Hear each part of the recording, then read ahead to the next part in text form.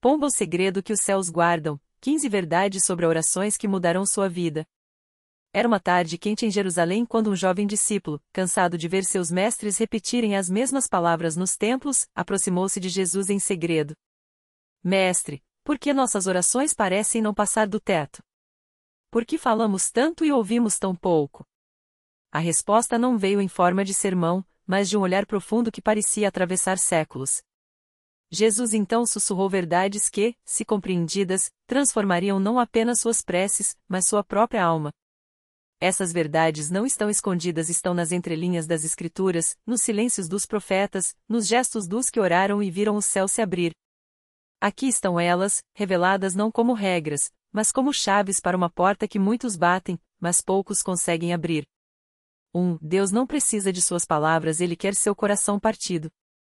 Davi não orava com eloquência quando clamava, o sacrifício que agrada a Deus é o espírito quebrantado, Salmo 51, 17. A oração não é um discurso para impressionar, mas um gemido que nasce onde a alma dobra os joelhos. Deus não conta sílabas, ele pesa lágrimas. 2. A oração mais poderosa é a que você não consegue falar.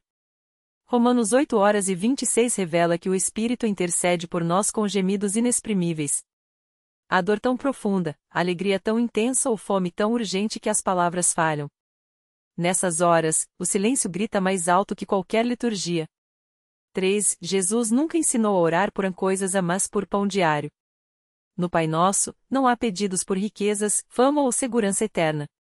Há um pedido humilde, o pão nosso de cada dia, Mateus 6:11. Deus não é um distribuidor de desejos, é o Pai que sabe do que você precisa antes mesmo de pedir. 4. A resposta não é uma bênção disfarçada. Paulo suplicou 3 vezes para que seu espinho na carne fosse removido. A resposta de Deus? Minha graça é suficiente, 2 Coríntios 12:9. Às vezes, a negação é a proteção mais sábia, como um pai que nega o doce ao filho para salvar seus dentes. 5. Orações egoístas são como sementes plantadas no asfalto. Tiago 4:3 adverte: pedis e não recebeis, porque pedis mal. Quando a oração gira em torno de eu quero, eu mereço, dê-me, ela morre antes de chegar ao trono. A prece que floresce é a que pergunta: Senhor, o que tu queres? 6. Deus ouve antes que você abra a boca. Isaías 65:24 diz: antes que clamem, eu responderei. Sua oração não é um e-mail que Deus abre só depois de enviado. Ele já sabe, já está agindo. Às vezes, você ora apenas para alinhar seu coração ao que ele já preparou. 7. A oração muda você mais do que muda as circunstâncias. Daniel saiu da cova dos leões ileso, mas o verdadeiro milagre foi sua fé inquebrável dentro da cova. Muitas vezes, Deus permite a tempestade não para acalmá-la, mas para que você aprenda a navegar nela. 8. O inferno treme quando os santos oram em segredo. Jesus disse: quando orares, entra no teu quarto e, fechada a porta, ora ao teu Pai em secreto, Mateus 6:6. Não é o volume, nem o palco, nem as testemunhas que comovem o céu. É a sinceridade que ninguém vê exceto aquele que tudo vê. 9. A oração é uma arma de guerra, não um analgésico espiritual. Efésios 6:18 a chama de toda oração e súplica no contexto da armadura de Deus. Você não ora para se sentir melhor, ora para derrotar o inimigo. Muitas batalhas são perdidas não por falta de fé, mas por falta de persistência no clamor. 10. Deus às vezes cala para que você aprenda a ouvir. Elias não ouviu Deus no vento, no terremoto ou no fogo, mas não murmurou suave, 1 Reis 19:12. Se suas orações parecem sem resposta, pode ser porque ele está esperando que você pare de falar e comece a escutar. 11. A gratidão desbloqueia portas que o pedido não abre. Filipenses 4:6 não diz apresentem seus pedidos, mas apresentem seus pedidos com ações de graças. Um coração grato é como uma chave mestra, abre tesouros que a reclamação jamais alcançaria.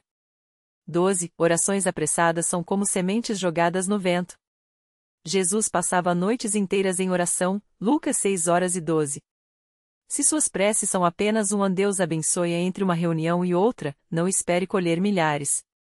A profundidade da resposta está ligada à profundidade do tempo investido.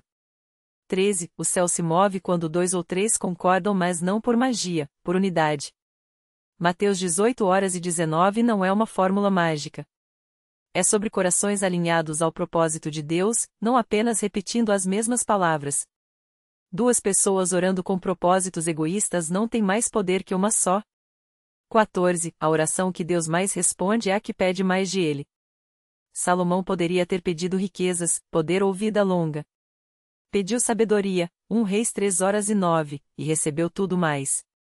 Quando você busca a Deus acima de suas bênçãos, Ele se deleita em lhe dar ambas. 15. A maior oração já respondida foi a que você não fez.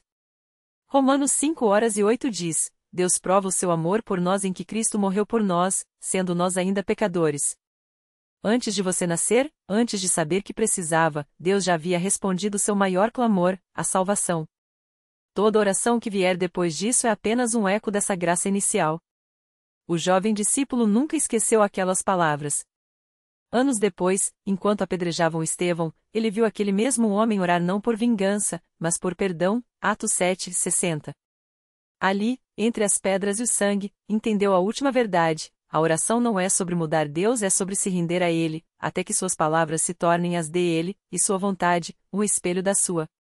E o céu, que sempre esteve aberto, finalmente parece próximo. O vento carregava o cheiro de poeira e ferro quando Saulo, ainda não Paulo, se ajoelhou às portas de Damasco. Não pela primeira vez, sentiu o peso de uma pergunta que não soubera formular: por que eles não temem? Estevão, os outros, até mesmo as mulheres que lavavam os pés dos doentes nas ruas de Jerusalém, todos falavam como se já tivessem ouvido a resposta antes mesmo de perguntar. Como se a morte fosse apenas uma sombra passageira, e não o abismo que ele, Saulo, conhecia tão bem. 3 dias sem ver, sem comer, apenas o eco das palavras de um homem que nunca encontrara: Saulo, Saulo, por que me persegues? Não era uma acusação. Era um lamento, como o de um pai que vê o filho ferir a si mesmo com as próprias mãos. E então, na escuridão, ele entendeu: a oração que Deus respondia não era a que saía de seus lábios apertados, mas a que tremia em seu peito desde o primeiro grito de um recém-nascido no mundo: não me deixe sozinho nisto. Ananias chegou com mãos trêmulas, não por medo de Saulo, mas por saber que aquele homem quebrado era agora um vaso escolhido. Quando as escamas caíram, não foi apenas a visão que voltou. Foi a memória de cada pedra que atirara, cada ordem que dera, cada nome que esquecera e, no meio deles, o rosto de Estevão, iluminado não pelo ódio, mas por algo que Saulo só agora reconhecia: a alegria. Uma alegria que não dependia das circunstâncias, porque já estava ancorada em algo anterior a tudo: você amado antes de merecer. Os anos que se seguiram foram um deserto de aprendizagem.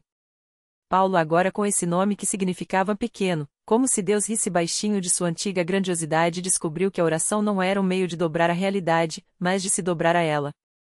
Em Corinto, quando as palavras faltavam e o cansaço vencia, ele escreveu aos que amava: da mesma forma, o Espírito vem em auxílio à nossa fraqueza, porque não sabemos orar como convém, mas o Espírito mesmo intercede por nós com gemidos inexprimíveis. Romanos 8h26. Não eram as palavras que importavam. Era o silenciamento delas, o reconhecimento de que até o clamor mais profundo já havia sido respondido na cruz. Na prisão de Filipos, quando as correntes feriam seus pulsos e o canto de Silas parecia loucura, Paulo fechou os olhos e viu não as paredes úmidas, mas o céu rasgado sobre o Gólgota. Ali, pensou, Deus não esperou que pedíssemos. Ele simplesmente deu. E então, como um homem que finalmente entende a piada que o fez rir a vida inteira sem saber por quê, ele sorriu. As grades não eram um impedimento. Eram apenas o pano de fundo contra o qual a graça se destacava em cores impossíveis. Quando a espada do carrasco desceu em Roma, anos depois, Paulo não orou por milagres. Não havia mais o que pedir. A última coisa que seus olhos viram não foi o aço, mas a luz daquela mesma que o cegara no caminho de Damasco, agora suave como o crepúsculo sobre um campo de trigo maduro. E em algum lugar, além do tempo, uma voz que não era a voz murmurou: bem-vindo à casa, pequeno. Porque no fim, até a morte era apenas mais uma oração respondida antes que ele soubesse formulá-la. O corpo de Paulo caiu na poeira do fórum como um saco de grãos vazio, mas o vento que soprou naquele instante não era de Roma. Vinha de longe, de um deserto onde outrora um homem havia jejuado 40 dias e 40 noites, e agora carregava consigo o cheiro de mirra e o eco de um nome sussurrado entre as pedras. Os soldados romanos viraram o rosto, incômodos, como se tivessem pressentido que algo ali não pertencia à ordem do império. Um deles, mais jovem, com as mãos ainda trêmulas pelo primeiro serviço de execução, juraria mais tarde ter visto as sombras se curvarem sobre o cadáver, não como luto, mas como uma reverência. Enquanto isso, em uma casa modesta nos arredores de Éfeso, uma mulher chamada Prisca acendeu uma lâmpada de barro. Não pela escuridão o sol ainda não se pusera, mas porque algo dentro dela lhe disse que era hora. Seu marido, Áquila, levantou os olhos do tiro onde trabalhava e não precisou perguntar. Ambos sabiam. Algum lugar do mundo havia ficado mais leve, como se uma corda tensa, esticada por décadas entre a terra e o céu, finalmente tivesse sido solta. Prisca fechou os olhos e viu, não com a visão, mas com algo mais profundo, o rosto de Paulo sorrindo entre as chamas de uma fogueira imaginária, enquanto ao redor dele dançavam homens e mulheres que ele mesmo nunca chegará a conhecer, um escravo da Germânia, uma meretriz de Corinto, um soldado que o havia espancado em Filipos e agora, sem entender por quê, chorava. Naquele mesmo instante, em uma cela úmida sob o palácio de Nero, um homem chamado Pedro sonhou com um jardim.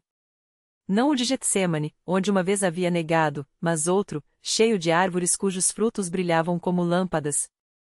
No sonho, uma criança que era e não era Jesus estendia a mão e lhe oferecia um deles.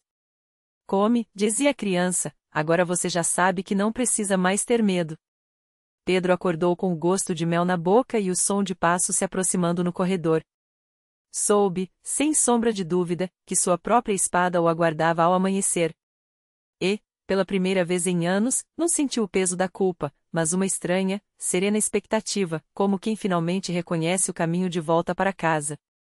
Muito além dali, nas estepes geladas da Sítia, um cavaleiro nômade parou seu corcel diante de um círculo de pedras erguidas por mãos esquecidas. Não era um lugar sagrado para seu povo, mas algo o atraíra até ali. Desmontou e, ao tocar uma das pedras, sentiu um calor que não vinha do sol. Naquela noite, ao redor da fogueira, contou aos seus que havia ouvido uma história no vento, a de um Deus que se fizera homem não para ser servido, mas para servir, e que sua maior vitória não fora sobre exércitos, mas sobre a própria morte. Os guerreiros riram, incrédulos, mas um deles, daquele que sempre olhava demais para as estrelas, guardou a história em silêncio, como quem esconde uma semente no bolso, sabendo que um dia plantaria. E assim, sem trombetas nem exércitos, a coisa que Paulo chamara de um mistério continuou a se desdobrar, como uma flor que abre suas pétalas não por ordem, mas porque chegou sua hora. Em cada lugar onde um homem ou uma mulher olhava para o céu e sentia, mesmo que por um segundo, que não estava sozinho, algo se movia. Não era um reino que avançava com espadas, mas uma verdade que se infiltrava como a luz pela fresta de uma porta entreaberta. E se alguém, em algum lugar, tivesse a capacidade de ver além do tempo, teria percebido que a cruz no Gólgota não fora um fim, mas uma fissura, uma rachadura no mundo, por onde agora escorria, gota a gota, algo mais antigo que os deuses de Roma, mais profundo que os mistérios de Eleusis, e mais tenaz que o próprio medo. Porque no fim, até a poeira lembrava. E a poeira, quando soprada pelo vento certo, pode se tornar a argila de que são feitos os novos começos. A primeira gota caiu sobre a pedra do poço em Cafarnaum, onde uma mulher, curvada pelo peso dos anos e de um cântaro vazio, esperava horas. Não era água, era mais densa, quase oleosa, e ao tocar a superfície áspera, não se espalhou, mas afundou, como se a pedra a absorvesse com sede. A mulher não viu. Seus olhos, turvos pela fadiga, buscavam apenas o reflexo da luz no fundo seco. Mas quando ergueu o cântaro, agora cheio de uma água que não viera das profundezas, mas de algum lugar além delas, suas mãos tremeram. Não pelo peso, mas porque o líquido brilhava fraco, como se guardasse em si o eco de uma luz que havia sido engolida pelo tempo. Enquanto isso, em Alexandria, um velho copista interrompeu o traço da pena sobre o pergaminho. Seu trabalho era transcrever os registros dos sonhos dos faraós, mas as palavras que surgiam agora não estavam no original. O que foi quebrado não será consertado, mas o que foi derramado não poderá ser recolhido, escreveu, sem saber por quê. Ao lado, uma criança filho de um mercador grego brincava com um seixo que encontrara na praia. Quando o atirou ao mar, a pedra não afundou, flutuou, e por um instante, antes de desaparecer nas ondas, pareceu-se com um olho aberto. Em Roma, o imperador sonhou com uma águia de asas rotas. Não gritava, não lutava, apenas olhava para ele com uma paciência que não era deste mundo. Ao acordar, ordenou que lhe trouxessem o adivinho etrusco, mas quando o homem chegou, suas pupilas estavam brancas, como se tivessem sido queimadas por dentro. Ele está voltando, murmurou, antes de cair morto. Nenhum médico encontrou veneno em seu corpo. Seu coração, disseram, parara de bater no momento exato em que, a milhares de estádios dali, um homem cego em Jericó recuperou a visão e viu, não a luz do sol, mas uma sombra alongada que não pertencia a coisa alguma sobre a terra. Os campos de trigo na Galiléia amadureceram em uma única noite. Os grãos, ao serem colhidos, não se separavam da espiga com facilidade, era como se estivessem presos por fios invisíveis, e quando finalmente se soltavam, deixavam nas mãos dos ceifeiros uma marca úmida, que cheirava a sal e a ferro. As crianças que os provaram disseram que tinham gosto de lágrimas. Os adultos, que não ousaram experimentar, guardaram os grãos em potes de barro, selados com cera e orações. E então veio o silêncio. Não o silêncio da ausência, mas o de uma espera tão profunda que até os grilos cessaram seus cantos. Os rios pararam de murmurar contra as pedras. Os ventos, que antes carregavam areia ou sementes, agora traziam apenas um aroma metálico, como o de algo queimando muito longe. Nas sinagogas, os rabinos interromperam as leituras. Nos templos, os sacerdotes olhavam para as estátuas dos deuses e viam, não um mármore frio, mas algo pulsando por trás dos olhos pintados. Foi em Éfeso que o primeiro sinal claro apareceu. Na biblioteca, onde os rolos de papiro guardavam séculos de sabedoria, um pergaminho se desfez em cinzas sem fogo. No lugar das palavras, restou uma única linha, escrita em uma língua que ninguém reconheceu, mas que todos, ao lê-la, entenderam: a ferida está aberta. O que foi semeado na escuridão agora cresce. E crescia. Nas catacumbas abaixo de Roma, onde os cristãos se escondiam, as paredes começaram a suar um líquido escuro. Não era sangue, era mais antigo que sangue. Quando tocado, não manchava as mãos, mas as fazia formigar, como se a memória de algo perdido estivesse sendo despertada nos ossos. Um homem, antes paralítico, levantou-se e caminhou até a entrada da caverna. Lá, onde a luz do sol encontrava a sombra, ele estendeu a mão e viu, não sua própria pele, mas a imagem de um jardim que não existia mais, onde uma árvore com frutos de fogo se erguia no centro. Enquanto isso, no deserto, onde os eremitas buscavam Deus no silêncio, um deles, um homem que não comia há 40 dias, abriu os olhos e viu o céu rasgado. Não como um véu, mas como pele que se abre para dar passagem. Algo descia. Não um anjo, não um demônio, mas uma presença que era ambas as coisas e nenhuma delas. O eremita não gritou. Sorriu, porque reconheceu, não com os olhos, mas com a parte de si que nunca havia nascido e nunca morreria. E quando a sombra o envolveu, ele não se dissolveu, apenas se lembrou. Porque a memória, afinal, não é coisa dos vivos. É a substância de que são feitos os mundos. E o mundo, naquele momento, estava se lembrando de como respirar. A areia, que antes sussurrava sob os ventos secos, agora tremia como se algo a puxasse de baixo. Não era um terremoto, era uma respiração. Lenta, profunda, como a de um gigante que desperta depois de milênios adormecido. O eremita, já não mais eremita, sentia o peso da memória preenchendo seus ossos. Não eram suas lembranças, mas algo maior, mais antigo, o eco de um jardim onde as árvores cantavam e os frutos ardiam sem consumir. Enquanto isso, em uma cidade distante, onde as torres de metal perfuravam o céu como agulhas esquecidas, uma mulher acordou com o gosto de cinzas na boca. Não havia fogo, não havia fumaça, apenas a certeza de que algo queimava em algum lugar além do tempo. Ela se levantou, os dedos trêmulos traçando no ar os contornos de uma árvore que só ela via. Seus olhos, antes castanhos, agora refletiam chamas que dançavam em ritmo com um vento que não existia. No deserto, a sombra que envolvera o eremita começava a se espalhar. Não como uma mancha, mas como tinta derramada na água, tecendo padrões que só os loucos ou os santos poderiam decifrar. Os outros eremitas, aqueles que ainda resistiam à visão, caíram de joelhos, as mãos pressionando os olhos como se pudessem apagar o que já estava gravado em suas almas. Mas era tarde. O céu não era mais apenas céu. Era uma membrana fina, quase translúcida, e através dela se viam coisas que não deveriam ser vistas, cidades de cristal suspensas no vazio, oceanos que fluíam para cima, e no centro de tudo, sempre a árvore, seus galhos estendidos como braços que convidavam e ameaçavam ao mesmo tempo. A mulher na cidade sentou-se à beira da janela, as mãos apertando o peitoril até os nós dos dedos ficarem brancos. Ela não sabia por quê, mas sabia que precisava ir.